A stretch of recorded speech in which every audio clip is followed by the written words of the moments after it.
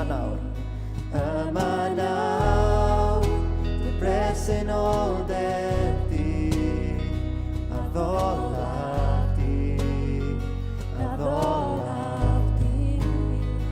Yma nawr, yn gweithio yn ofni, a ddolar di, a ddolar di. Rwyt ti'n creu llwybrau, cadw aduniadau, gŵr y gweithio, golau'n yswyrgio, fynyw, dyna pwy wyt ti. Rwyt ti'n creu llwybrau, cadw aduniadau, gŵr y gweithio, golau'n yswyrgio, fynyw, dyna pwy wyt ti. Yma nawr, dy gyffyrddiad di, a ddolaf di, a ddolaf.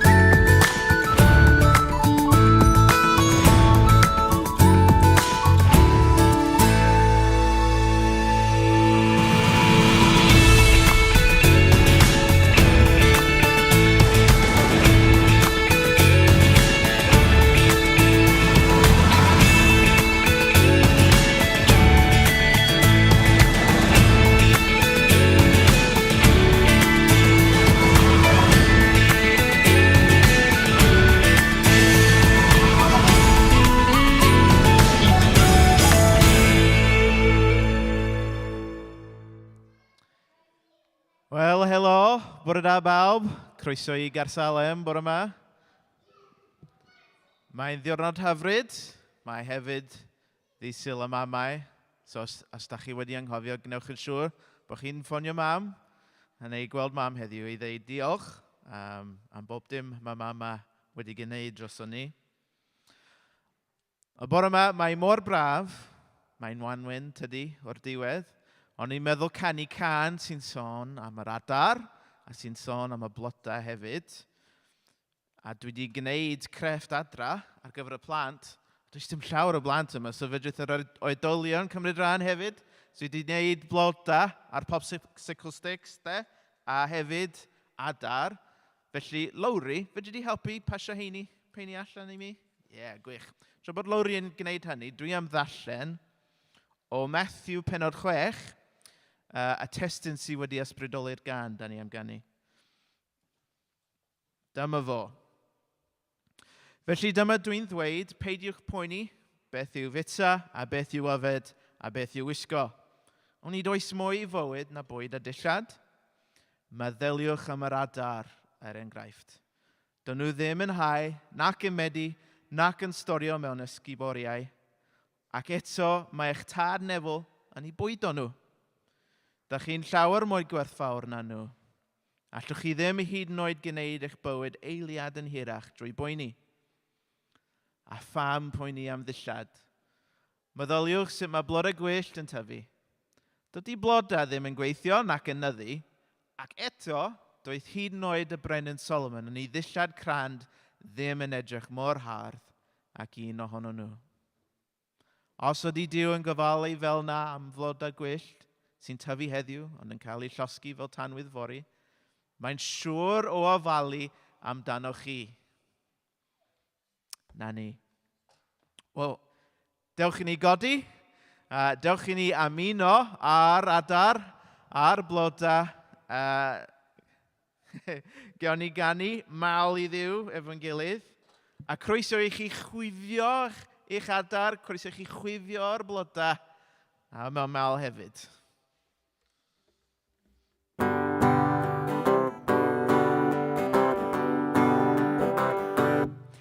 Mae'r arglwydd yn cofio o driw yn y draed, ei lygad sy'n gwylio y wenol ar brain. Nid oes un aderyn yn dioddef i'n cam,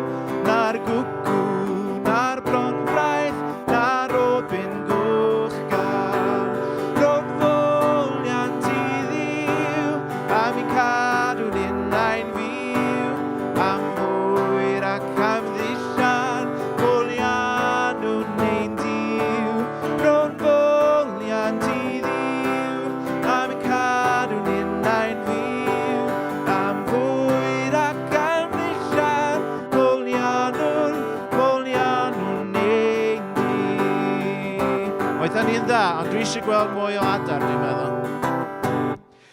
Mae'n cofio'n garedig am adar y to. Caiff pob ti tŵ bychan e fwyd a neud dro. E hedydd y mynydd a gwylan y môr sy'n derbyn e cinio o ddwyl o orior. Ro'n foliant i ddiw am ein cadw'n unlaen fyw am fwyd ac am ddisiad molian nhw'n ein diw. Ro'n foliant i ddiw am ein cadw'n unlaen fyw am fwyd ac am ddisiad molian nhw'n ein diw. Oce, a blod o wan. Yr arglwydd sy'n cofio y lili fo'n wen a'i gwisgo yn hyfryd oedd rhaid hyd ei phen. Rydd wisgoedd o mothod i grig ar y bryn a mantis y rwsyn yn goch ac yn wyn. Ro'n foliant i ddiw am ein cadw unlaen fyw am fwyd ac am ddisiad molian nhw'n ein diw. Ro'n foliant i ddiw am ein cadw unlaen fyw am fwyd ac am ddisiad molian nhw'n ein diw. Oce, y pennill ola. Mae'n roddi arbennig i fysedd y cŵn a gwelwch y dreinen mor deg yn ei gŵn. Rialli a cloddia a mwy ar y ffos gofala amdanynt bob dydd a phob nos. Ro'n foliant i ddiw am ein cadw'n unlaen fyw am fwyd ac am ddisiad molian nhw'n ein diw. Ro'n foliant i ddiw am ein cadw'n unlaen fyw am fwyd ac am ddisiad molian nhw'n ein diw. Gwych! Oce. Fedrwch chi steddwch lawr am eiliad, de? Un peth dwi'n really licio am y Gwanwyn yw ogla'r blodau. Weithiau pan ti'n mynd am dro, ti'n clywed ogla cyn i ti weld y blodau, a dwi'n meddwl bod yna rhywbeth hyfryd am hynny. A digwydd bod, yn ein testyn ni heddiw, da ni'n sôn am ogla hefyd. Da ni'n sôn am Mair, sef chwaer Lazarus, ac ella bod chi'n cofio stori gathon ni os ystwytha am sut nath Iesu ddod a Lazarus nôl yn fyw. Dwi am ddarllen chydig o destun fyddwn ni'n clywed nes ymlaen bore yma, a hynna i ni feddwl am geiriau caneuon sy'n dod nesaf. So, dyma stori Eneinio Iesu yn Bethania. 6 diwrnod cyn gwyl y Pasg, cyrhaeddodd Iesu Bethania, lle roedd Lazarus yn byw, y dyn nath Iesu ddod ag e nôl yn fyw. Roedd swper wedi drefnu i anrhydeddu Iesu. Roedd Martha yn gweini a Lazarus yn un o'r rai oedd yn eistedd gyda Iesu wrth y bwrdd. Daeth Mair i mewn gyda jar 1/2 litr o nard pur oedd yn bersawr drud iawn. Tywallodd y persawr a draed Iesu ac wedyn sychu draed a'i gwallt. Roedd arogl y persawr i'w glywed trwy'r tŷ i gyd. Mae yna rhywbeth hyfryd am hynny. Fama da ni'n gweld sut mae Mair wedi ymateb i Iesu a gwaith Iesu yn ei bywyd ti. Dwi eisiau i ni ymateb yn yr un ffwrdd, mewn can, i ni ganu am sut da ni eisiau fod efo Iesu, sut da ni'n werthfawrogi presenoldeb Iesu. So os fydwch chi godi unwaith eto, a chi adre hefyd.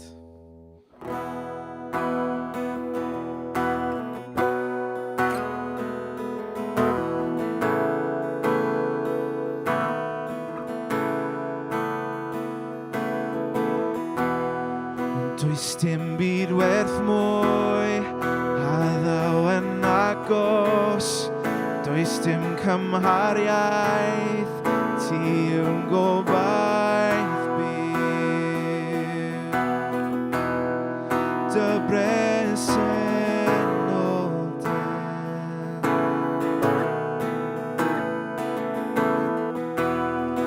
Dwi di profi a gweld cariad mor ddwys, lle mae nghalon yn rydd a gywylid i ffoi.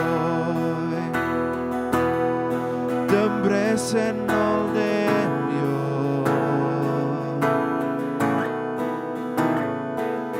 mae croeso a mae i ti ysbrydlan, golif ar lle mae'r llenwar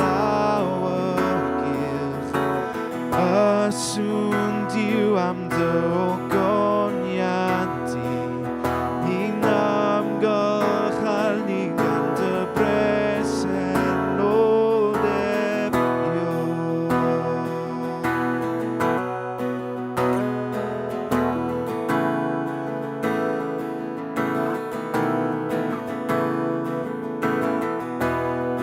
Does dim byd werth mwy a ddaw yn agos. Does dim cymhariaeth, ti yw'n gobaith byw. Dy bresenoldeb.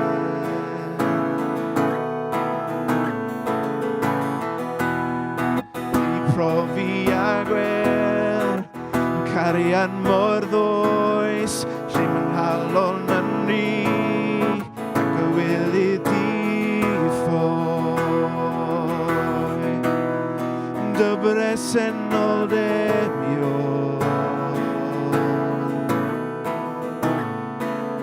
mae croeso a mae i ti ysbrydlan, golif ar lle mae'r llenwar awyrgylch.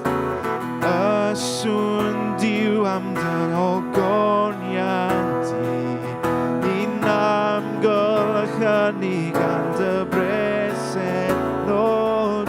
Mae croeso mae i ti ysbrydlan, golif ar lle mae llenwar awyrgylch. Sŵn diw am dy ogoniad di, ni'n amgylch ni gan dy bresenoldeb.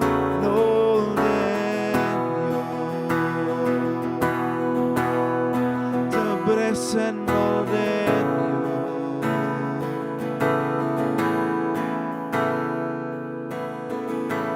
gad i ni fod mwy ymwybodol dy bresenoldeb. Gad i ni brofi gogoniant dy ddaion ni. Gad i ni fod mwy ymwybodol o dy bresenoldeb.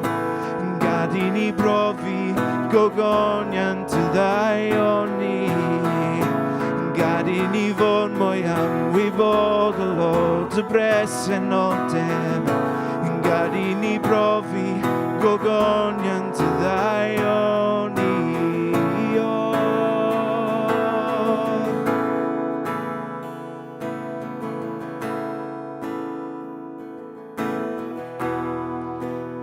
Ysbrydlan llenwa ni gyda ffnerth cliw ein cryf. Defnyddia ni i ddod â gogoniant i dy enw di. Defnyddia ni i ddod â gogoniant i dy enw di.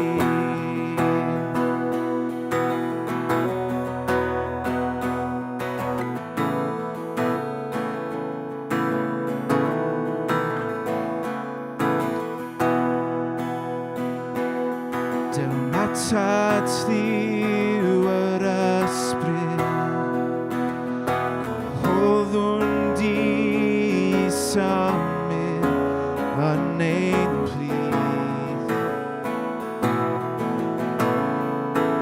yn ein plith.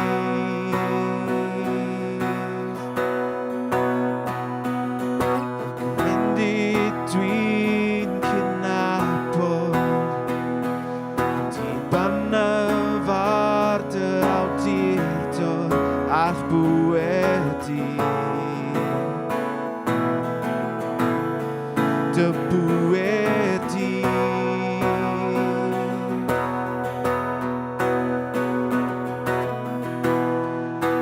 Ysbryd glân llenwan ni, gyrraedd nerth criw ein cri, defnyddiad ni i ddod â gogonian dyd enw di. Defnyddiad ni i ddod â gogonian dyd enw di.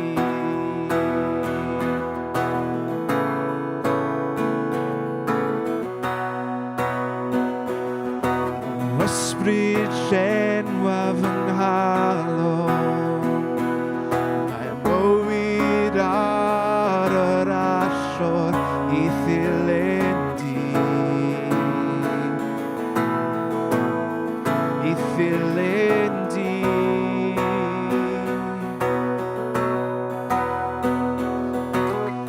Mywyd braf a'i beidio,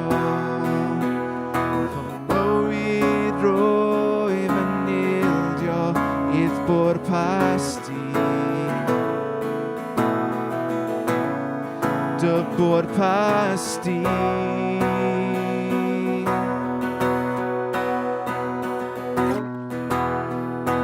Ysbryd glân llenwan ni, gyrraedd nerth lliw ein cri, defnyddiad ni i ddod â gogonian dyd enw di.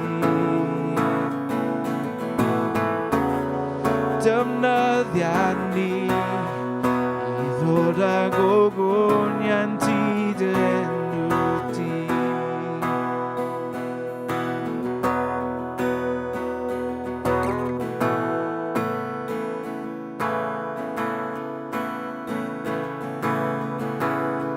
Llenwan ni o ysbryd glân, llenwan ni o ysbryd glân, llenwan ni o ysbryd glân, llenwan ni. Gad i hyn fod yn weddi ni rwan.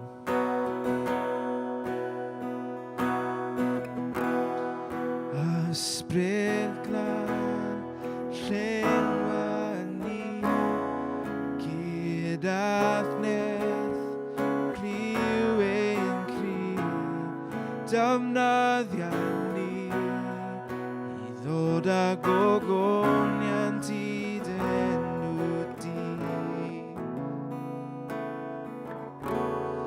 Defnyddiad ni i ddod â gogonian dyd enw di. Amen. Iawn, gewch chi eistedd.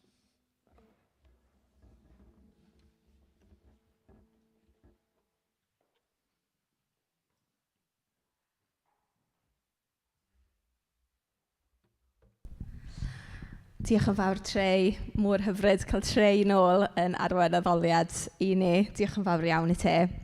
Wel, bore da, bore da, bore da. Croeso i chi gyd i Gerusalem. Mae mor dda gweld chi gyd a croeso i bawb sy'n ymuno adre. Fi'n edrych ar y camera. Croeso i chi gyd. So, mae da fi rhai cyhoeddiadau i wneud bore yma.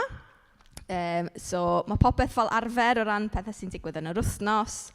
Y gyntaf dylen ni weid sy'n y mamau hapus. Dyna ni eisiau anrhydeddu bob mam.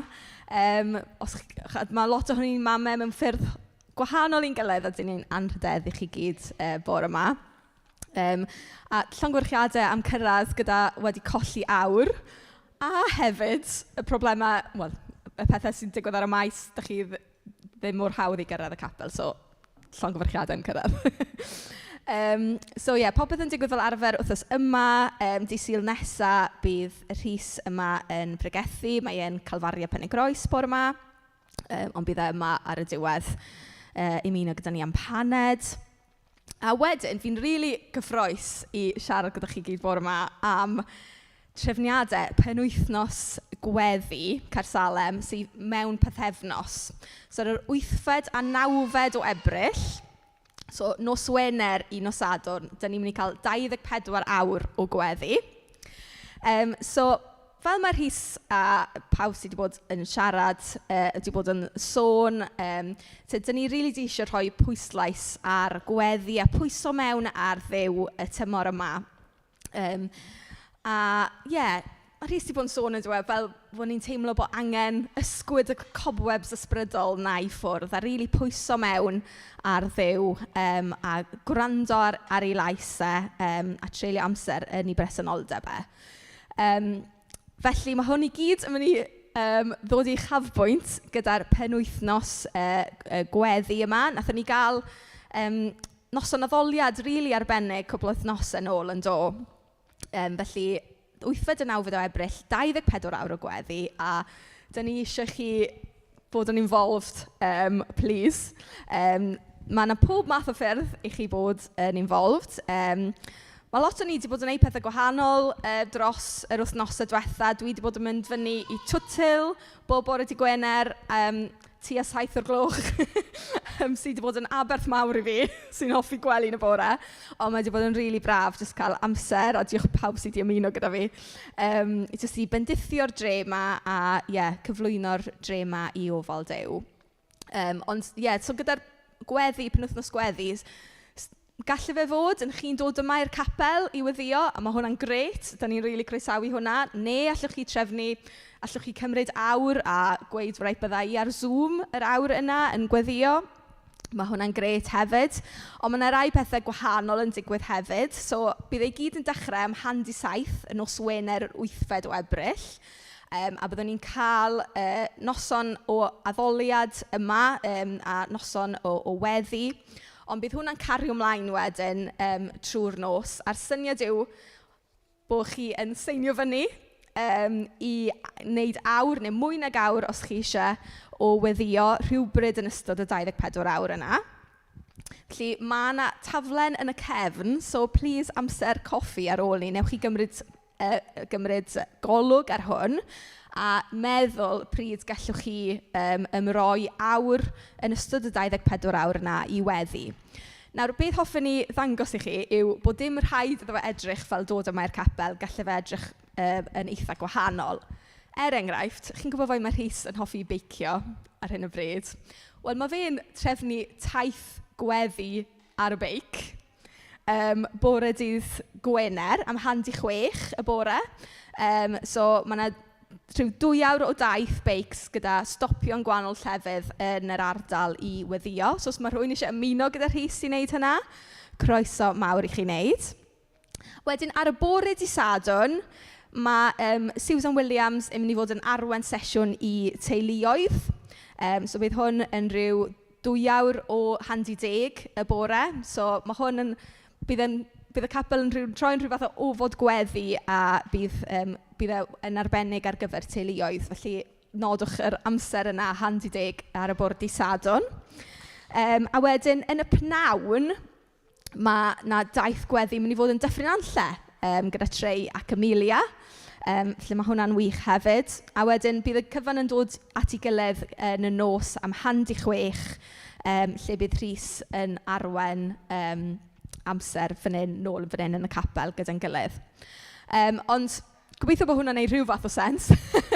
Ond be byddwn ni'n annog chi jyst i edrych ar hwn ar y diwedd a jyst i feddwl be byddech chi'n hoffi roi i wneud o ran y 24 awr gweddi yma dros ni fel eglwys, dros ein cymuned, dros ein gwlad a dros ein byd hefyd. Felly, da ni eisiau bod yn ddisgwylgar hefyd pam da ni'n meddwl am y gweddi yma. Da ni'n troi at Dduw mewn gweddi weithiau, ond falle ddim yn disgwyl ymateb, ond da ni eisiau bod yn disgwylgar. Da ni eisiau disgwyl i clywed gan Dduw.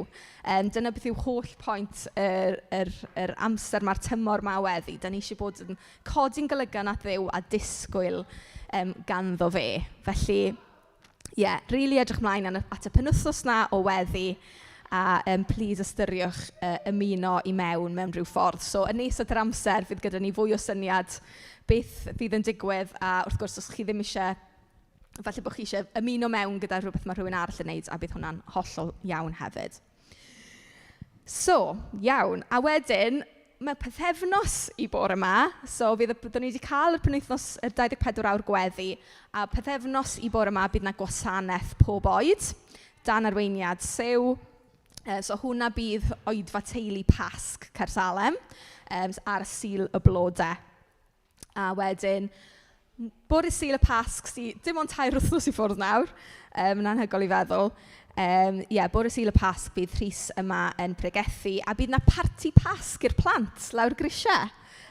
Fydd yn lot o hwyl. Iawn, ambell i beth arall. O'n i jyst eisiau atgoffa chi hefyd am gwyl llanw. Nath Mari sôn amdano fe yn ddiweddar. Mae gwyl llanw'n gwyl Cristnogol i'r teulu cyfan. Mae'n gwyl cenedlaethol, mae'n gwyl Gymraeg Cristnogol. A leni mae'n digwydd yn Aberystwyth, so mae'r manylion fyny ar y sgrin. 18-19 o Ebrill, so y dydd Llun, nos Lun y Pasg, so'r dydd Llun ar ôl Sul y Pasg, a wedyn mae y trwy'r dydd ar y dydd Mawrth. Mae pob math o beth yn digwydd yn ystod y 2 ddiwrnod. Mae yna gwaith plant ar gael, gwaith ieuenctid.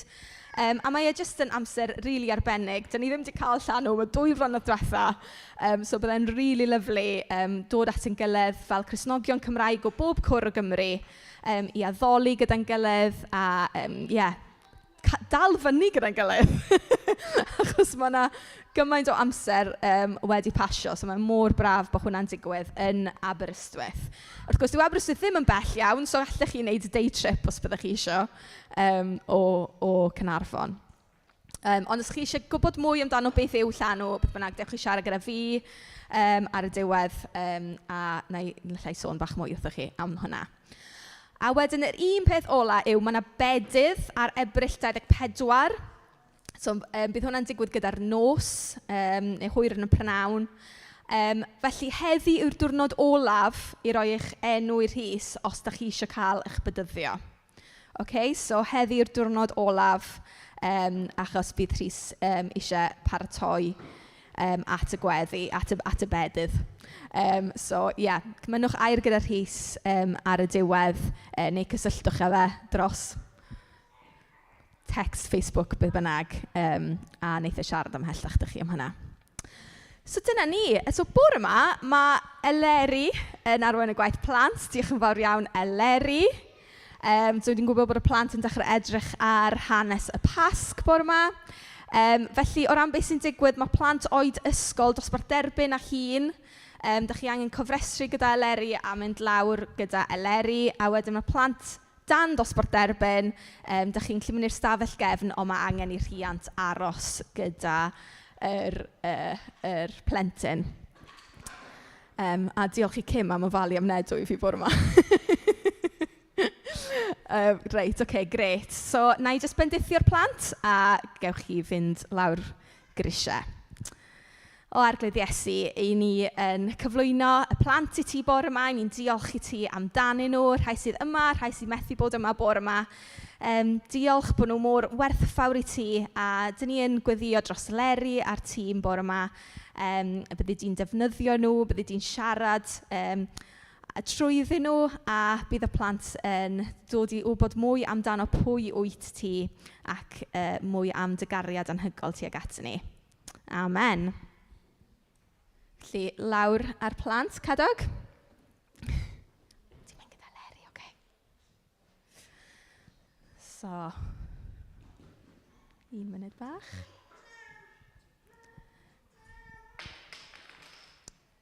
Cym, fi di rhoi snacks ar y silff ffenest hefyd, okay? Mae stash o snacks ar y silff ffenest.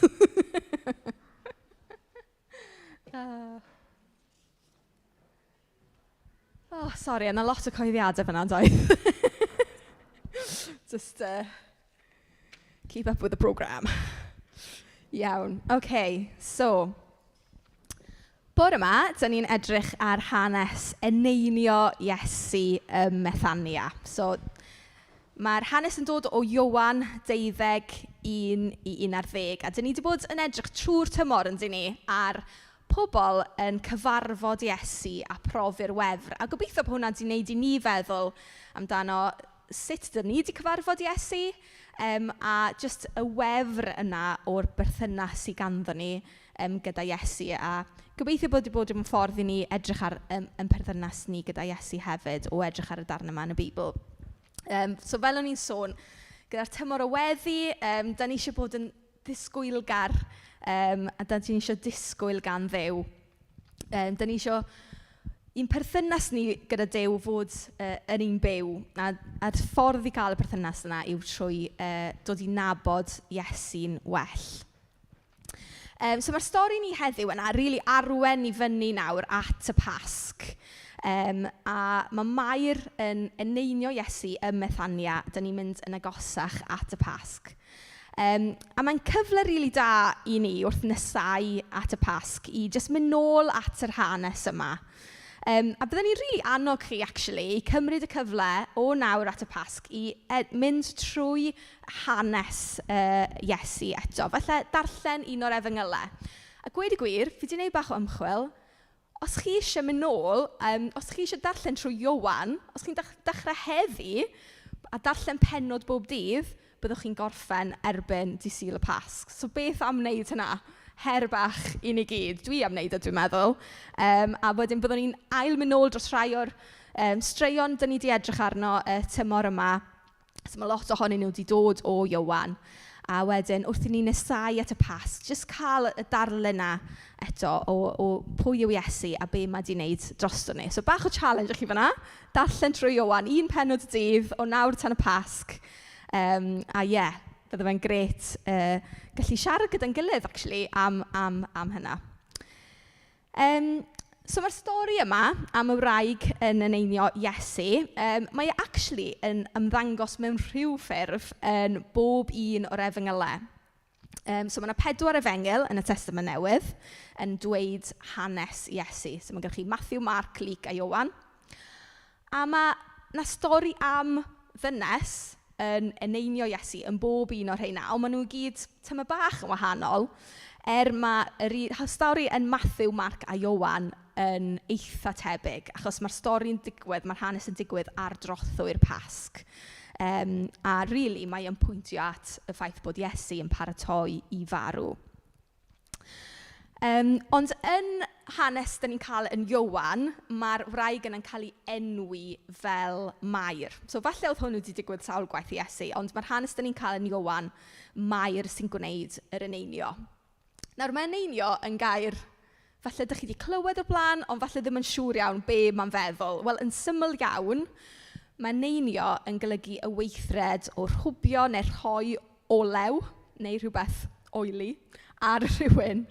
A mae'n aml yn cael ei cysylltu gyda defodau, rituals crefyddol.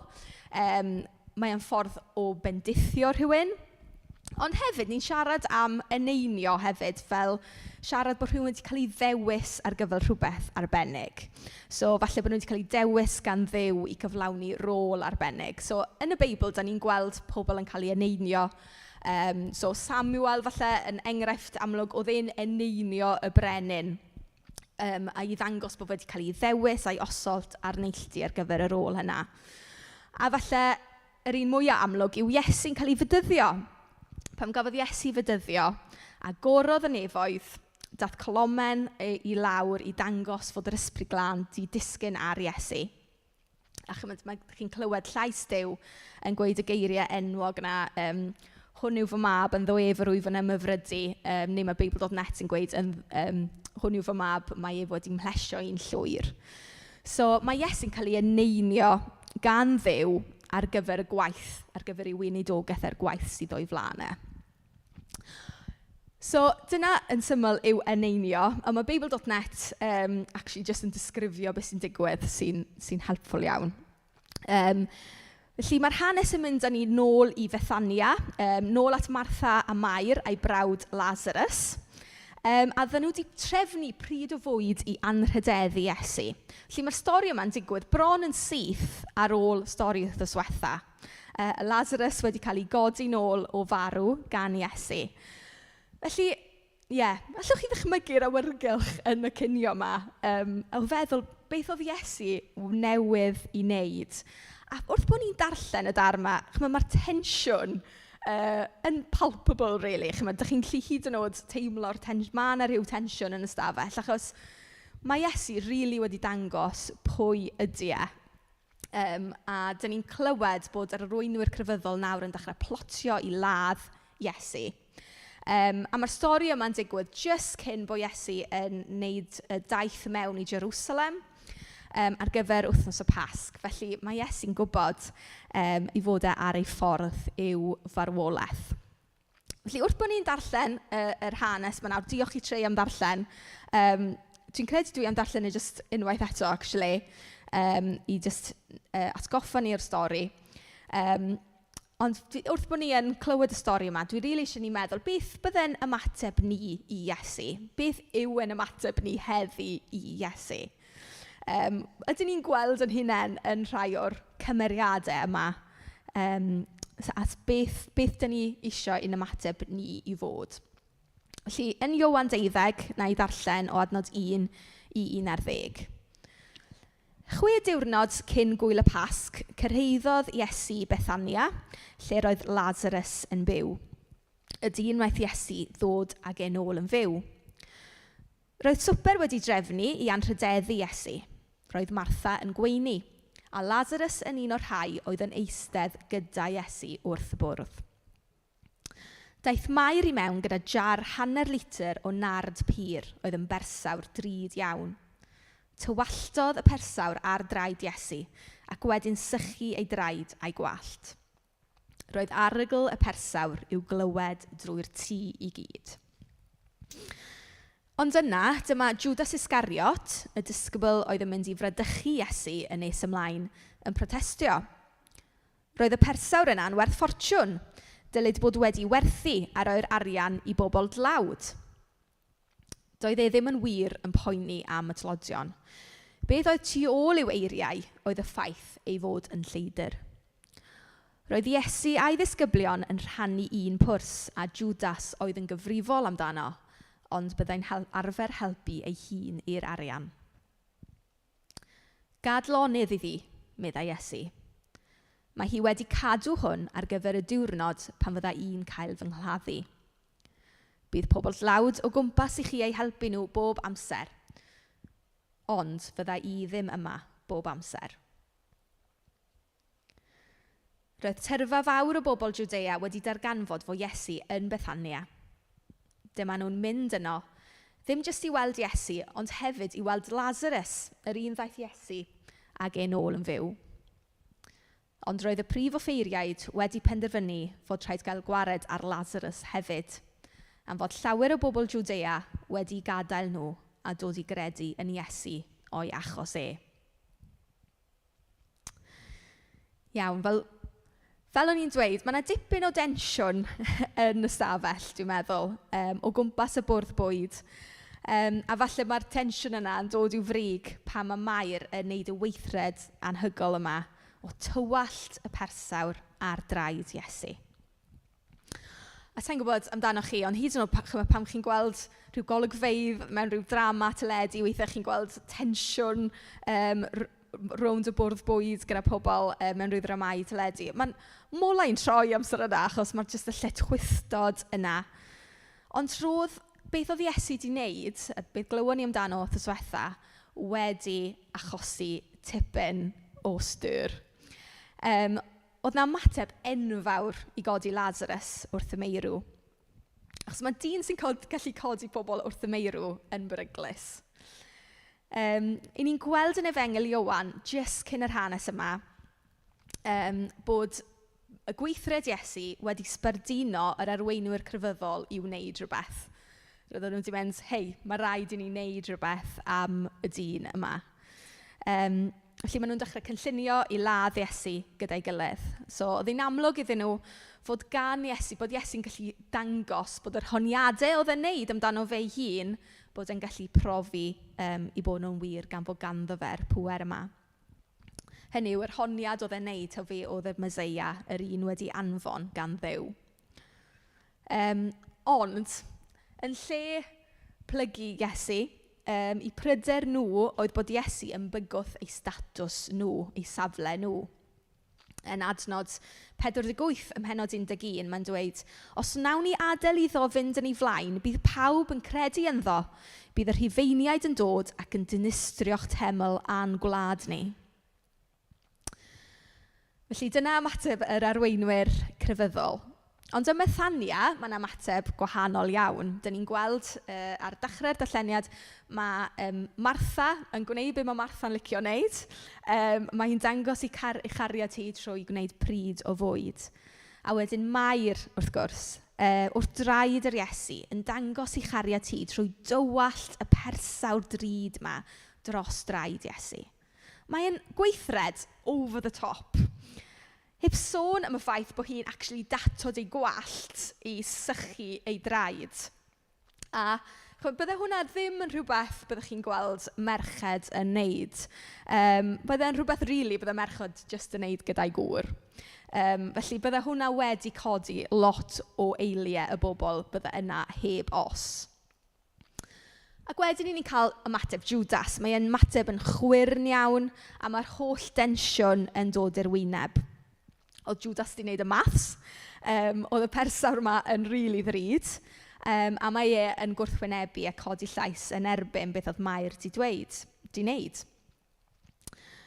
Ond mae Ioan yma yn dweud bod Judas jyst yn poeni amdano fe ei hun.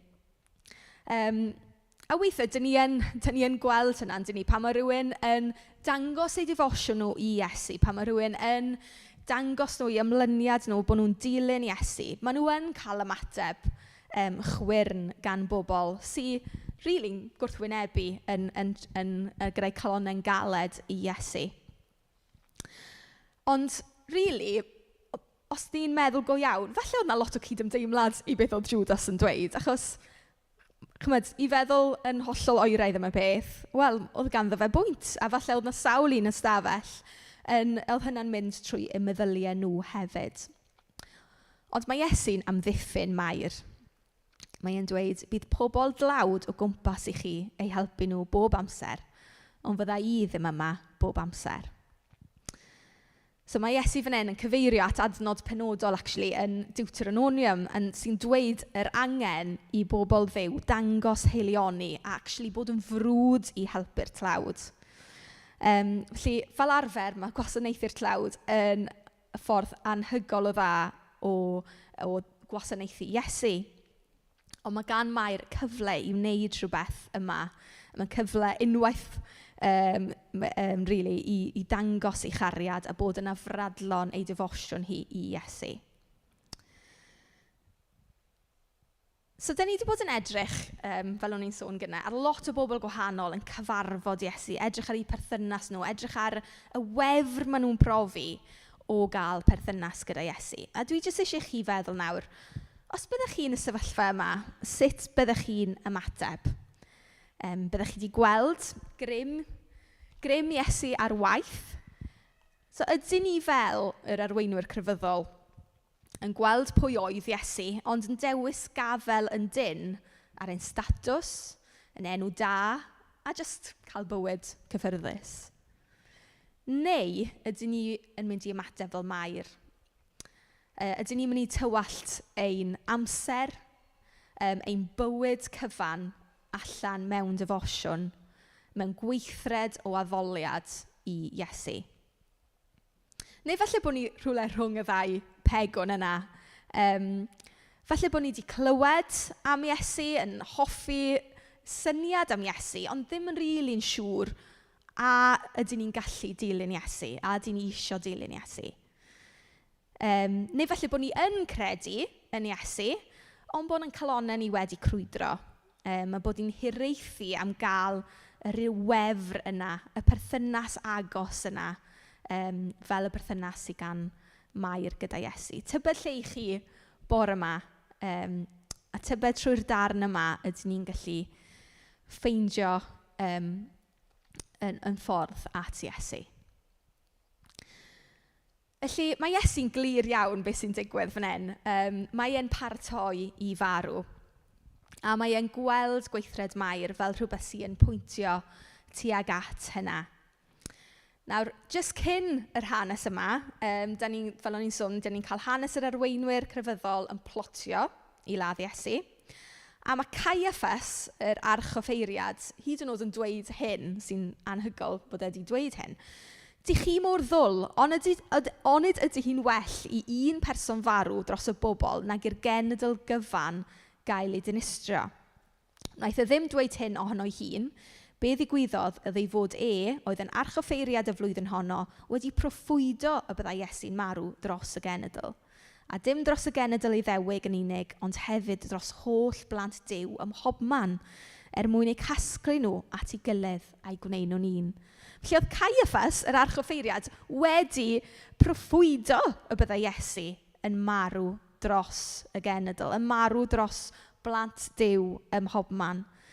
A mae Ioan yn gweud, oedd Cyfarfod wedi dweud y geiriau yma, heb sylweddoli mewn gwirionedd beth roedd e'n dweud. Ond mae e'n pwyntio at y ffaith oedd y groes am fod yn weithred lle roedd un yn marw dros lawer. Nid i osgoi cosp rifain, ond i gael cosp ddwyfol wedi gymryd i ffwrdd oddi wrthon ni. So mae Iesu'n dweud fod Mair wedi ei eneinio ar gyfer diwrnod ei gladdu. Roedd Iesu'n gwybod yn iawn ei fod fi'n cael ei ladd. Ymhen 6 noson o'r gweithred yma, o'r noson yma, byddai Iesu'n gorwedd yn farw mewn bedd. Nawr, o stori Lazarus wedi dangos mae Iesu yw y bywyd a'r gwirionedd. Mae ganddo fe pŵer dros farwolaeth. Ond dyw Iesu ddim wedi dod i'r byd ei fwyn ei hun. Mae wedi dod i'n gwasanaethu ni, i farw drosto ni. Daeth Iesu oherwydd fod gan farwolaeth pŵer drosto ni. Mae gan pechod pŵer drosto ni. Fe ddaeth ar ein cyfer ni. Fe ddaeth i defnyddio geiriau Cyfarfod, oherwydd bod hi'n well i un farw dros bobl na bod holl bobl ddew yn mynd i ddinistyr. So fel mae'n dweud, chi'n cofio beth mae'n dweud? Just cyn codi Lazarus yn ôl yn fyw, mae'n dweud taw fe yw yr atgyfodiad ar y bywyd. Ond oedd hi'n well i'r atgyfodiad ar y bywyd farw fel bod y meirw yn gallu codi. A mae eneiniad Iesu yma yn pwyntio at hunaniaeth Iesu fel y brenin Meseia, yr un sydd wedi cael ei ddewis gan Dduw. Ond mae hefyd yn pwyntio at y ffaith i fod yr brenin sy'n gwasanaethu. Mae gweithred Mair yn pwyntio ymlaen at rhywbeth byddai Iesu'n gwneud cyn ei arestio hefyd. Yn y swper olaf, bydd Rhys yn edrych ar y swper olaf wythnos nesaf, mae Iesu'n golchi traed y disgyblion a mae e'n dysgu nhw i garu ei gilydd a gwasanaethu ei gilydd yn aberthol a mewn gostyngeidrwydd. Sef yn union wrth gwrs be mae Iesu yn neud, yn gostwng ei hun yn llwyr a mynd ar y groes yn aberth drosto ni. Iesu yw oen perffaith Duw, yr un sydd wedi rhoi ei hun yn aberth drosto ni. Mae'r hanes yma, mae ar drothwy wythnos y Pasg, fel dwi wedi sôn, sef yr wyl pan oedd yr Iddewon yn cofio sut roedd Duw wedi rhyddhau nhw o'r Aifft. Fi o'n i'n edrych do tymor diwetha yn cyfres y Beibl ar hanes yr Exodus. Mae'n hanes rili ffurfiannol, formatif o ran pobl Duw a pwy yw pobl Duw. A Duw wedi rhoi cyfarwyddiadau iddyn nhw adeg hynny, oedd na bla yn mynd i ddod arnyn nhw, jyst cyn i nhw gadael yr aifft. A lle oedd mab hynna pob teulu, oedd y pla erchyll iawn, oedd mab hynna mwy pob teulu mynd i gael ei ladd, ond nath Duw rhoi ffordd allan iddyn nhw o'r pla yma. Os oedden nhw'n aberthu oen perffaith a rhoi'r gwaed ar eu tŷ nhw, bydde'r mab hynna'n cael ei achub. Nawr, cafodd yr Iddewon i'r rhyddhau, cafodd nhw i tynnu allan o caethiwed, ond nath nhw cario mlaen i nodi gwyl y Pasg ar aberth yr oen. Felly bob tro bydden nhw yn dathlu y Pasg, y gwyl y Pasg, bydden nhw'n dewis oen heb frycheuyn arno fe, so dim blemishes, bod e'n lan, ac yn dod â fe i'r tŷ rhyw 5 diwrnod cyn ei ladd i warchwilio fe, i wneud yn siŵr ei fod yn berffaith ac yn ddigon da i gael ei aberthu. A fel rhan o'r proses yna, bydden nhw'n bendithio fe, bydden nhw'n rhoi olew arno fe. Nawr, mae hynna yn gysgod, rili, o beth sy'n digwydd yma hefyd. Iesu yw oen perffaith Duw. A mae'n cael ei eneinio a'i baratoi at ei aberthu. Felly, dyma yr rhyddid dyn ni angen. A Iesu sy'n darparu'r ffordd yna, yn agor y ffordd i ni gael y rhyddid. Yr ail Exodus. Mae e'n cael ei berthu i gynnig rhyddid i ni, i bechaduriad o gaethiwed pechod. Fel bod barn Duw yn pasio droso ni oherwydd yr aberth perffaith ar y groes. Mae Rhufeinied 8 yn dweud, o achos beth wnaeth y Meseia Iesu, mae'r ysbryd glân sy'n rhoi bywyd wedi fy ngollwng i'n rhydd o afael y pechod sy'n arwain i farwolaeth. Mae'r cyfan achos aberth Iesu.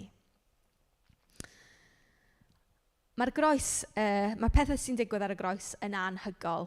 Mae marwolaeth yn cael ei giro, mae pechod yn cael ei giro. Mae yna rhyddid oherwydd gwaed Iesu. Mae yna emyn enwog yn Gymraeg, mae'r gwaed ar edodd ar y groes o oes i oes i'w gofio. Rhifyr yw tragwyddoldeb llawn i ddweud yn iawn amdano, gan Robert ap Gwilym Ddu. A mae'n wir, mae'r tragwyddoldeb llawn yn rhifyr i ddweud popeth allan ni ddweud am y groes. Ond trwy'r groes mae Duw yn cynnig ei ras, ei gariad, ei heilioni perffaith. A mae Iesu wedi talu yn ddrud am ein gwaredigeth ni, am ein achubiaeth ni. Sy'n ar gael i bob un ohono ni. Yn Saesneg, mae'n aml yn cael ei defnyddio grace yn sefyll am God's riches at Christ's expense. A mae hwnna mor wir. Da ni'n cael cyfoeth Duw, cael profi ei faddeuant, y rhyddid, unigryw yna wrth marwolaeth a pechod, oherwydd bod Iesu wedi rhoi ei hun yn aberth.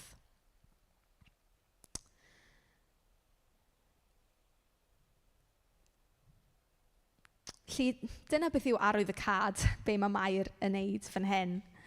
Mae hi'n pwyntio at y ffaith bod Iesu yn rhoi ei hun yn aberth. Mae gweithred Mair yn un ysgytwol, yn dywe. Dychmygwch, mae ddi yn y tŷ yma, oedd yna bobl, oedd yna llond y lle o ddynion, a mae hi fel y ferch, o ddim gyda statws nhw, yn jyst yn rhoi ei hun allan yna, achos oedd hi gymaint eisiau dangos ei chariad i Iesu. Nath hi defnyddio'r persawr rili drud yma, a'i dywallt dros draed Iesu. Falle oedd e'n, falle oedd golchi traed yn rhywbeth arferol y dyddiau yna, a falle byddwch chi wedi rhoi tymau bach o bersawr, ond oedd yr persawr yma, oedd yna llwyth ohono wedi cael ei defnyddio. Oedd e mor extravagant, a oedd yr arogl wedi llenwi'r tŷ. A'i mawl hi, rili, yn llenwi'r tŷ.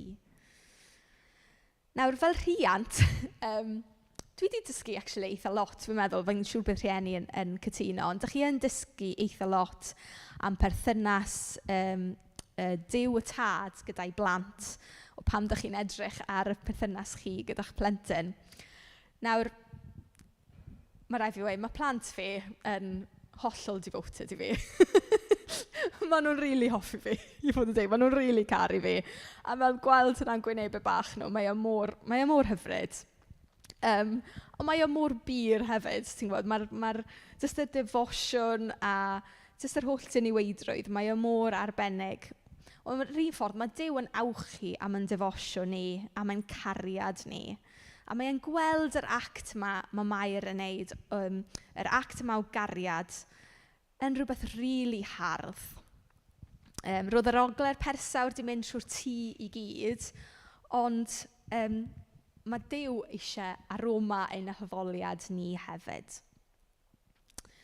Nawr cafodd Mair i beirniadu yn dod gan Judas a eraill y bosib. A mae'n debyg iawn pan byddwn ni'n gwasanaethu Iesu, fel o'n i'n sôn gynnau, pan byddwn ni'n rhoi yn defosiwn ni, rhoi yn bywyd ni i Iesu, byddwn ni'n cael yn beirniadu gan bobl eraill. Ond doedd Mair jyst yn y foment yna, doedd dim byd, doedd dim y cwilydd, doedd dim byd ym mhni dal hi nôl o dangos ei chariad hi at Iesu a cynnig ei chalon gwasanaethgar i roi'r persar yma ar ei draed e. Un peth arall licen ni sylwi yw bod Mair ddim yn siarad o gwbl fan hyn. Fel o'n i'n sôn, doedd ganddi ddim y statws. Ond yn yr addoliad ni yn gwasanaethu ni, a pan dyn ni'n gweddio, dyn ni jyst yn tueddol, a dwi'n siarad dros fi fy hun fan hyn, ond dyn ni'n pentyrru geiriau dydyn, dyn ni'n siarad gormod at Dduw, yn lle jyst aros yn ei bresenoldeb e. A dim pentyrru geiriau, dim siarad at Dduw yw y ffordd orau bob tro. Dyn ni angen jyst aros yn presenoldeb Duw. A dim rhaid i ni swnio'n dda, dim rhaid i ni defnyddio geiriau posh. A fi'n gwybod mae lot o ni wedi cael yn codi mewn capel le mae lot o pwyslais ar dweud geiriau a pwy sy'n siarad yn dda, pwy sy'n gallu gweddio'n dda, ond dyw e ddim am hynna o gwbl. Mae amdano ni yn dod a chalon agored at Iesu. A gadal iddo fe gweinidogaethu i ni. Aros yn ei bresenoldeb e. Nawr, oedd Mair eisiau gwasanaethu Iesu, a falle doedd hi ddim yn deall yn iawn beth oedd significance arwyddocad, beth oedd hi'n gwneud yn fan hyn o ran yr eneinio. Ond, oedd hi yn synhwyro rhywbeth yn doedd. Oedd ganddi well syniad yn sicr na Judas o ran beth oedd yn mynd ymlaen. A yn yr Efengylau, mae Mair yn ymddangos tair gwaith. A bob tro, mae Mair yn wrth draed yr Iesu. Nag yw hwnna'n rhyfeddol, pob tro maen nhw'n siarad am Mair, mae hi wrth draed yr Iesu, yn gwrando, yn gwasanaethu. Dyna ble mae hi eisiau bod. Felly cwestiwn yn syml yw, lle ydyn ni eisiau bod bore yma? Ydyn ni eisiau bod wrth draed Iesu? Oedd Mair yn deall, dyna lle oedd hi angen bod. Dyna lle oedd hi angen bod mwyn dod i nabod Iesu'n well. A dyna'n man cychwyn ni i gyd fel Cristnogion. A lle dyn ni angen dod nôl iddo dro ar ôl tro. Dod nôl at draed Iesu. Yn aml iawn, dyn ni'n meddwl, dyn ni eisiau arweiniad gan Dduw, dyn ni eisiau gwybod yn well sut i wasanaethu fe. Ond rili, dyn ni ddim yn mynd i wybod dim byd am y pethau yna tan bod ni'n dod at traed Iesu, treulio amser yn ei gwmni fe, dod i nabod e'n well. Fel bod y pethau dyn ni'n neud, heb bod ni'n gwybod mewn ffordd, yn dangos ewyllus Duw, yn union fel oedd Mair yn fan hyn. A gallai hi di meddwl, wel, allan ni wneud hyn nawr, ond gallen ni wneud e wedyn, neu pan bydd llai o bobl o gwmpas, neu allai wneud e rhywbryd arall, neu allai feddwl bod hi'n really self-conscious. Ond nath hi dewis wneud e yn y fan lle yn ystod y pryd bwyd. A dwi'n meddwl am fi'n hun, ond fi'n siŵr bod lot o bobl yn gallu unieithu. Dyn ni'n gallu meddwl am wneud ni gyda Iesu. Pan o'n i cyn i fi dod yn Gristion, o'n i'n meddwl, falle bod cael perthynas gyda Iesu yn rhywbeth gallai wneud pan fi'n hun. Allai fi nôl i'r capel pan byddai'n hun, a pan gyda fi llai o bethau ar ymlaet, a pan byddai i wedi wneud popeth dwi eisiau wneud mewn bywyd. Ond mae gan Iesu plans gwahanol ar ein cyfer ni. Peidiwch â rhoi off dod at draed Iesu. Peidiwch â rhoi off, achos mae Iesu gyda gymaint ar ein cyfer ni. Mae eisiau'r perthynas intimate yma gyda ni. Mae eisiau bod gyda ni yn ein bywyd. A mae prysurdeb bywyd yn berygl, yn dweud, fi'n rili siarad am fi fy hun fan hyn. Ond mae bywyd yn brysur tu hwnt. Ond mae hwnna'n beryglus. Yn enwedig pam dyn ni'n trial just jyglo pob peth a trial neud popeth dyn ni angen neud mewn wythnos a gofalu am bobl ac ati ac ati. Ond os mae prysurdeb yn pwsio Iesu allan o'n bywyd ni, bydd hynna'n bywyd neu bywyd ni'n gymaint anoddach. Dwi jyst yn teimlo, mae'r gwahaniaeth o treulio just 5 munud, 5 i 10, dim 50 munud, 5 i 10 munud, lle dwi jyst yn really canolbwyntio ar Iesu, lle dwi'n trial dod mewn i'w bresenoldeb e a treulio amser gyda fe. Mae'n jyst yn ei gymaint o gwahaniaeth i ddiwrnod. Mae Iesu eisiau y perthynas na gyda ni. Mae eisiau bod gyda ni yn ein bywyd dydd i ddydd. A os chi'n meddwl am coeden, a pwysigrwydd gwreiddiau mewn coeden, da ni rili angen gwreiddio'n hunain yn Iesu. A mwyn gwreiddio'n hunain yn Iesu, da ni angen dod ato fe a treulio amser yn ei gwmni fe. Achos y gwreiddiau na sy'n mynd i roi bywyd ni, fel bod ni yn gallu bod y bobl mae Duw am i ni fod. So, nes i sgwennu cerdd blwyddyn diwetha rhywbryd, a mae'r un llinell ynddo fe jyst yn cadw dod nôl i poenydio fi. A nes i sgwennu, da ni eisiau bod yn ffrwythlon, nid cynhyrchiol. A mae yna gwahaniaeth fyna yn does, da ni'n gallu brysio gwmpas yn gwneud pethau, ond rili, beth sy'n bwysig yw pwy ydyn ni.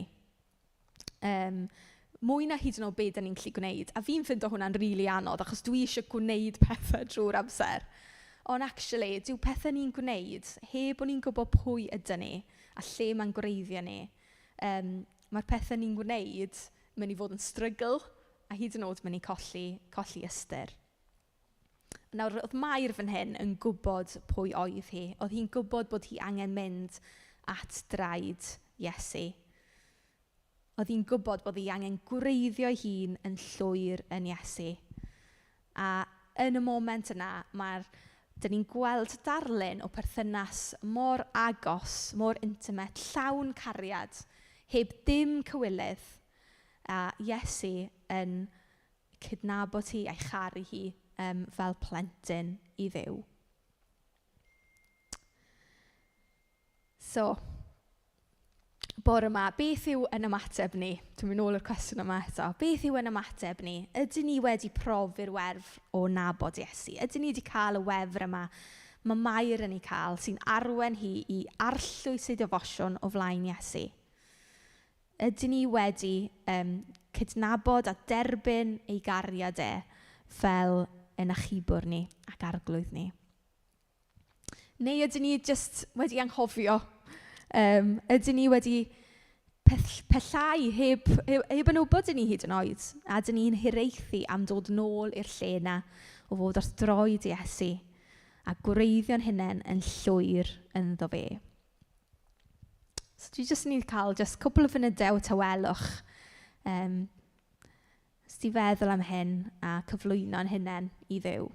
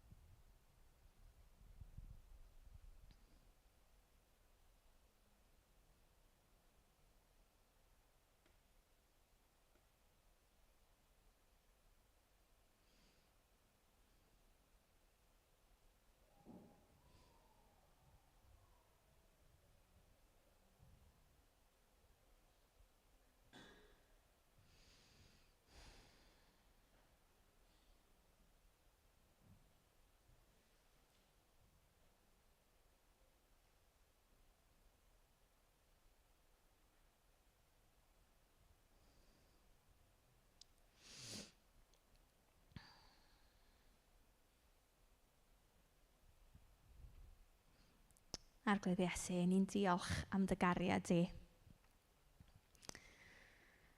Ni'n diolch Arglwydd bod ti wedi mynd fel oen i'r lladdfa drosto ni. Ni'n diolch Arglwydd am y bywyd perffaith nes ti fyw. Ni'n diolch Arglwydd ar y groes nath gymaint ddigwydd. Cafodd y llen ei rwygo. Cafon ni yn rhyddid ni. Arglwydd, dyn ni'n cyflwyno'n hunain bore yma'n pobl sydd wedi pechu yn derbyn di, wedi troi yn derbyn di. A dyn ni angen gwaredwr.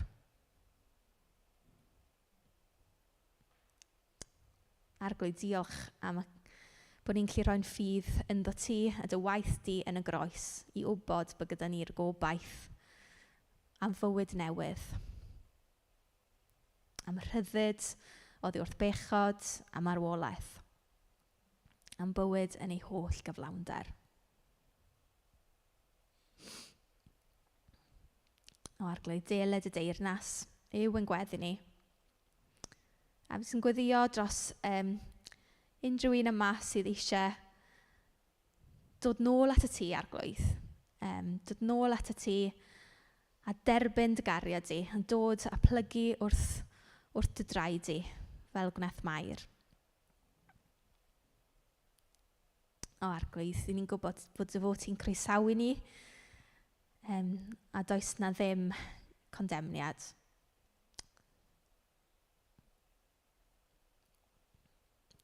O Arglwydd, i ti mor dda, ti'n llawn cariad, ti'n llawn heilioni.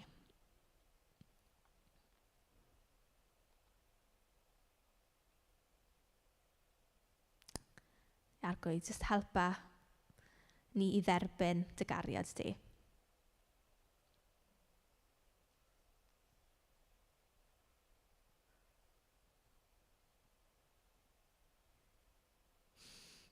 Arglwydd, dyn ni eisiau bod yn bobl sy'n ddim jyst yn siarad ond yn gwrando.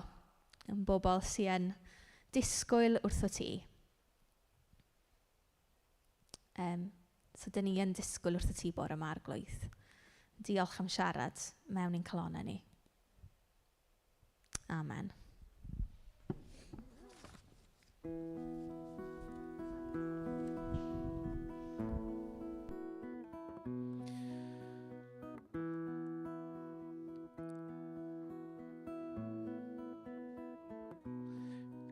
Dwi eisiau'r cyfnod a dawelwch i bara chydig bach yn hirach. So dwi ddim am ymateb mewn can. Na i chwarae chydig bach. Ond os da chi fel fi, pan dwi'n gweddio, dwi'n cael yn anodd i gadw syniadau eraill allan o'n meddwl. Felly, efallai cymwch y llun o Iesu wrth y bwrdd a Mair yn golchi draed. A gofyn y cwestiwn eto, Duw, sut wyt ti'n gwahodd ni i ymateb? Sut wyt ti'n gwahodd ni i greiddio ein hunan arno ti? Sut wyt ti eisiau i ni eisiau wrth dy draed di? Da ni gyd mewn sefyllfoedd gwahanol, a mae gyda ni i gyd yr un gwahoddiad.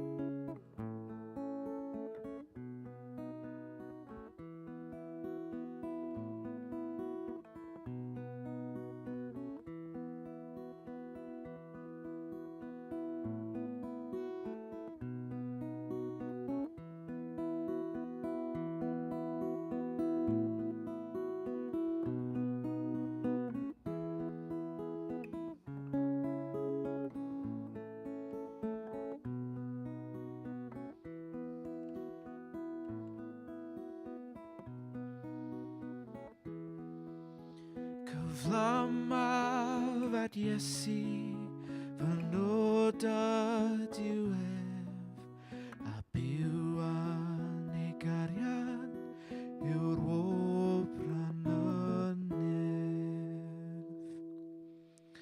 Amen.